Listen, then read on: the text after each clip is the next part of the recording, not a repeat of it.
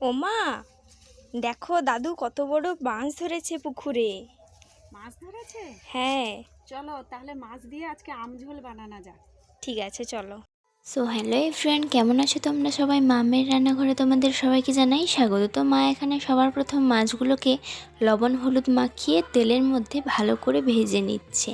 এরপর ভেজে একে একে করে সব মাছগুলোকে তুলে নিচ্ছে। তারপর মাছের ঝোলের জন্য কেটে রাখা আলুগুলো দিয়ে ওর মধ্যে লবণ হলুদ দিয়ে আলুগুলিকে ভালো করে ভেজে তুলে নিচ্ছে।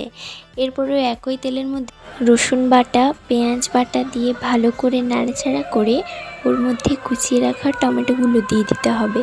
তারপরে পরিমাণ মতো লঙ্কা গুঁড়ো, পরিমাণ মতো হলুদ গুঁড়ো এবং পরিমাণ মতো লবণ দিয়ে মশলাটাকে ভালো করে কষিয়ে নিতে হবে এবং আদা বাটাও দিয়ে দিতে হবে। তারপর যখন মশলা থেকে তেল ছেড়ে আসবে তখন একটুখানি জল দিয়ে আবারও মশলাটাকে ভালোভাবে কষিয়ে নিতে হবে। টমেটোগুলো যখন গলে যাবে তখন ভেজে রাখা আলুগুলো ওর মধ্যে দিয়ে দিতে হবে। দিয়ে আলুগুলো ভালো করে কষিয়ে কেটে রাখা আম দিয়ে দিতে হবে। দিয়ে মশলার সাথে আলুগুলোকে ভালোভাবে কষিয়ে নিতে হবে। কষিয়ে জল দিয়ে দিতে হবে।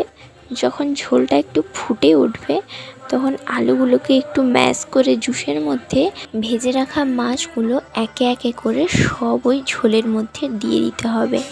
তারপর সবশেষে ওর মধ্যে গরম মশলা ছড়িয়ে দিতে হবে ওপর থেকে। ছড়িয়ে নিলেই আমঝোল একদম রেডি। গ্রীষ্মকালে ভাতের সাথে এরকম টকটক আমঝোল তোমরাও বাড়িতে বানিয়ে খেয়ে দেখো, খেতে দারুণ হয়েছিল।